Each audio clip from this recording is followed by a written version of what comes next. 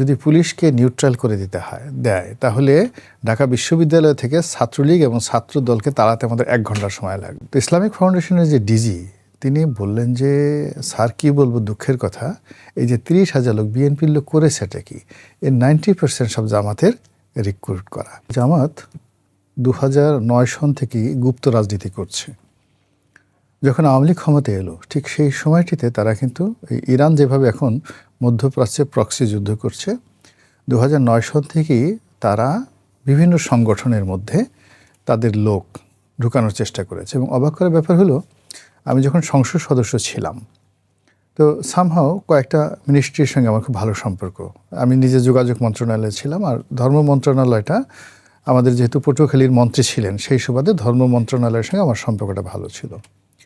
আমি অবাক হয়ে গেলাম যে ইসলামিক ফাউন্ডেশনের মতো একটা প্রতিষ্ঠানে ওই সময়টাতে প্রায় 30,000 ম্যান পাওয়ার ছিল ইন 2009। তো ইসলামিক ফাউন্ডেশনের যে ডিজি তিনি বললেন যে স্যার কি বলবো দুঃখের কথা, এই যে 30,000 লোক বিএনপির লোক করেছে এটা কি, এর 90% সব জামাতের রিক্রুট করা। এখন একটা প্রতিষ্ঠানে 30,000 লোক, যেটার ম্যান পাওয়ার মানে 2000 ওই যে বেগম খালেদা জিয়া যে ইলেকশনে এলেন 2001 সনে ওটার ম্যান পাওয়ার হয়তো 1000 বা 1500 ছিল। সেই 1000-1500টাকে ম্যান পাওয়ারে তারা 30,000-এ উন্নয়ন করেছে বিএনপিকে ব্যবহার করে। তো এইভাবে ধরুন বিএনপির জামানাতে তারা যে রিক্রুটমেন্টগুলো করেছে গভর্নমেন্ট যুগেতে, সেনাবাহিনীতে করেছে, তারপর শেষে সিভিল ব্যুরোক্রেসিতে করেছে, ফলে কি হলো এখন তাদের ডিসি, এসপি, ক্যাবিনেট সচিব থেকে শুরু করে কোনো জায়গাতে লোকের কোনো অভাব নেই। আর অন্যদিকে বিএনপি এবং আওয়ামী লীগের যারা লোকজন আছে তারা ময়লার বাক্সের চাঁদাবাজি, কারণ বাজারের মাস্তানি, তারপরে শেষে ওই অ্যাসোসিয়েশনের কে সভাপতি হবে, তারপরে এই একটা পুলিশ মানে সে ট্রান্সফার করলে কয় লাখ টাকা পাওয়া যাবে, এই সমস্ত দালালি ফালালিতেই তারা কিন্তু পুরো জীবন যৌবন শেষ করে দিয়ে কারো চুল গেছে, কারো পিঠ গেছে, কারো কত কিছু নষ্ট হয়ে গেছে এই পরবর্তীতে। কিন্তু জামাত মাশাল্লাহ তাদের চেহারা শুরুতে এই বিভিন্ন সময়টাতে নূরের ঝলক, আপনি দেখলেই মনে হবে যেন একেবারে আসমান থেকে সাক্ষাৎ ফেরেশতা চলে আসছে। এবং অদ্ভুত, আপনি কোনো জামাতের লোকের সাথে চলছেন কিনা, আপনি যেহেতু ভদ্রমহিলা, নিঃসন্দেহে কোনো অন্য মহিলা জামাতের সাথে চলছেন, আমরা যারা পুরুষ জামাতের সাথে চলছি আমাদের সাথে দেখা হলেই করবে কি সুন্দর করে হ্যান্ডশেক করবে। হ্যান্ডশেক করে আবার যেটা তর্জনী বলি, মূল যেটা যে আঙ্গুল উঠে ওই আঙ্গুল দেবার এটা খোসা দেয় যে আরও কিছু কথাবার্তা আছে, মানে আপনার সাথে হ্যান্ডশেক করলো, হ্যান্ডশেক করে আবার আর একটা আঙ্গুল দিয়ে আপনাকে একটু চুলকানি দিয়ে দিল হাতের মধ্যে, যে শুধু এই হ্যান্ডশেক না, আরও কিছু গোপন কথা আছে, let's talk together letter on. এরপরে সে করবে কি আরও একটু খাতির করার জন্য জড়িয়ে ধরবে এবং মানে হাক এমন একটা জিনিস সেটা যে কোনো মানুষকে নরম করে ফেলে। একজন হুজুর তারপরে পকেট থেকে আতর বের করে আপনার দাড়িতে, মোবারকে, চুলে বা হাতে একটু আতর লাগাই দিবে। এরপরে আপনাকে যদি খুব ফ্রুটফুল মনে করে আপনার বাসাটা জায়নামাজ পাঠাবে, একটা কোরআন শরীফ পাঠাবে, একটা তসবি দেবে, এরকমভাবে তারা বিভিন্ন কাজ করে। এবং আমি আওয়ামী লীগের এমপি, আমার তখন ভয় লাগে যে যদি কোনোদিন বলে যে রনি সাহেব ও জামাতের লোক ছিল, আমার তো বিকজ আমাকে 1 বার না 2 বার সে পাঠিয়েছে, জায়নামাজ পাঠিয়েছে, আম পাঠিয়েছে, মানে পাপিয়া ম্যাডামও আম পাঠায় আমাকে রেগুলার, কিন্তু জামাতের আম তো 1 বার 2 বার পাঠানোর পর, এবং আম শুধু পাঠায় না, পাঠিয়ে আবার জামাতের আমির বা সেক্রেটারি তারা টেলিফোন করে যে ভাই আপনাকে আম পাঠিয়েছে, ক্ষুদ্র এই উপহারটুকু নিয়ে আমাদেরকে করেন। তো 1 বার 2 বার পরে আমি পরে আবার ফেরত দিলাম, যে আমি বললাম যে নো, আপনার সাথে আমাদের কোনো সম্পর্ক নেই, কিনা আপনি এই জিনিসগুলো পাঠাবেন কেন, এগুলো আমার জন্য একটা লায়াবিলিটিস হবে। কিন্তু কয়জন এটা ফেরত পাঠাতে পেরেছে। তো এইভাবে ধরেন অনেকগুলো জায়গা, ক্ষমতার অনেকগুলো জায়গা যেখানে তারা নিউট্রাল করার জন্য, নরম করার জন্য, তাদের পক্ষে আনার জন্য দে হ্যাভ ম্যানি পলিসিস। তো সেই পলিসিগুলো করে জামাত আজকের যে অবস্থাতে এসেছে, তাদের ধারণা হয়েছে, দে ইউজ টু বিলিভ যে তারা এই রাষ্ট্র পরিচালনা করতে পারে।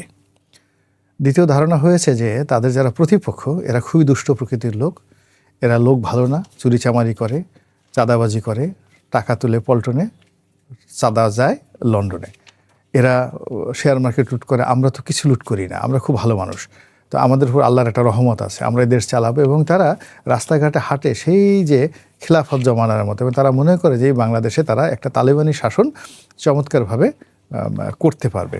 তো এই যে বিশ্বাস এবং অবিশ্বাসের দোলা, সেই দোলার মধ্যে যে তারা বিভিন্ন মানুষকে তারা কাছে নিচ্ছে, যেমন তারা এনসিপিকে নিচ্ছে, এখন আমরা এনসিপিকে নিয়ে কথা বলছি, কিন্তু আপনি যদি লক্ষ্য করেন একেবারে ডে ওয়ান থেকে আমরা যারা মিডিয়াতে আসছি আমরা সবাই বলেছি যে এরা জামাতের বাই প্রোডাক্ট। এমনকি অনেকগুলো আন্দোলন হয়েছে, যেমন ধরেন এই কোটা বিরোধী আন্দোলন, এই কোটা বিরোধী আন্দোলনের আমি কোনো নাম মেনশন করে বলবো না, এটা ফর্মুলেটেড বাই জামাত। একেবারে প্রথম দিন থেকে কোটা বিরোধী যে আন্দোলনটা হয়েছে ঢাকা বিশ্ববিদ্যালয়ে, সেটা একেবারে তাদের তৈরি করা। এবং এটা আমি বাস্তবে বুঝলাম কি করে, 2013 সনে আমার জেলে যাওয়ার সুযোগ হয়েছিল এবং তখন জামাতের যারা শীর্ষ নেতা তাদের সবার সঙ্গে আমি ওখানে একান্ত জেলে খুব কতগুলো প্র্যাকটিক্যালি কথাবার্তা হয়। তো সেখানে মীর কাসিম সাহেব আর আমি পাশাপাশি রুমে ছিলাম। তো উনি আমাকে ওই সময় বললেন, আমি আবার এটা এসে বাংলাদেশ প্রতিদিনই লিখেছি এই লেখাগুলো, উনি বলছেন যে আমরা উই আর সো রেজিমেন্টেড, আমাদের ক্ষমতা এত বেশি যে যদি পুলিশকে নিউট্রাল করে দিতে হয় দেয় তাহলে ঢাকা বিশ্ববিদ্যালয় থেকে ছাত্রলীগ এবং ছাত্র দলকে তাড়াতে আমাদের 1 ঘন্টার সময় লাগবে। এবং এই কথা আমি যখন এসে লিখলাম, মানে আওয়ামী লীগ বা বিএনপির কোনো লোক কিন্তু প্রতিক্রিয়া দেখালো না, যে বাংলাদেশ প্রতিদিনের মতো জায়গাতে ঠিক এই রেফারেন্স দিয়ে যে মীর কাসিম সাহেব আমাকে বলেছে এবং সেটা বই আকারে ছাপা হয়েছে। তো 2013 সনে তাদের যে প্রস্তুতি ছিল, পরবর্তীতে যখন আমি 2014 সনে ইলেকশন করলাম না, জামাতের অনেক বড় বড় নেতা আমার কাছে আসতেন, আমি নাম বলবো না, অনেকে হয়তো মারা গেছেন তাদেরকে বলবো না।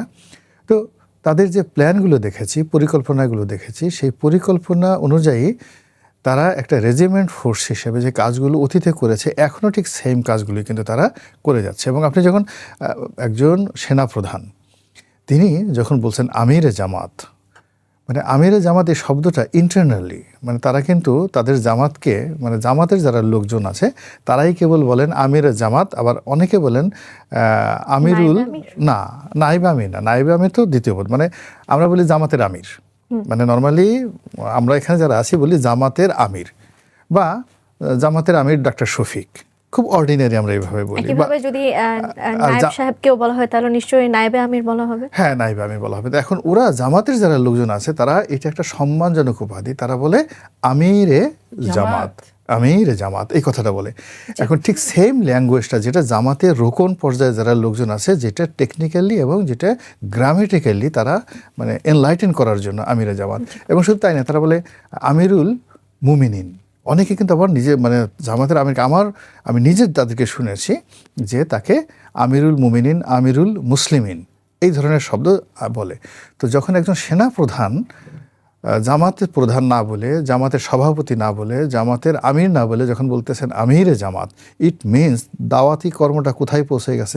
থিঙ্ক অ্যাবাউট ব্যাপারটা। ফলে আমরা যত সহজভাবে তাদেরকে মনে করছি, মানে জিনিসটা এত সহজ না। There is a many equation, many dimension, এবং এখানে অনেক রসায়ন, ফিজিক্স, কেমিস্ট্রি স্টিল ওয়ার্ক। যদি পুলিশকে নিউট্রাল করে দিতে হয় দেয় তাহলে ঢাকা বিশ্ববিদ্যালয় থেকে ছাত্রলীগ এবং ছাত্র দলকে তাড়াতে আমাদের 1 ঘন্টার সময় লাগবে। তো ইসলামিক ফাউন্ডেশনের যে ডিজি তিনি বললেন যে স্যার কী বলবো দুঃখের কথা, এই যে 30,000 লোক বিএনপির লোক করেছে এটা কি, এর 90% সব জামাতের রিক্রুট করা। জামাত 2009 সন থেকেই গুপ্ত রাজনীতি করছে।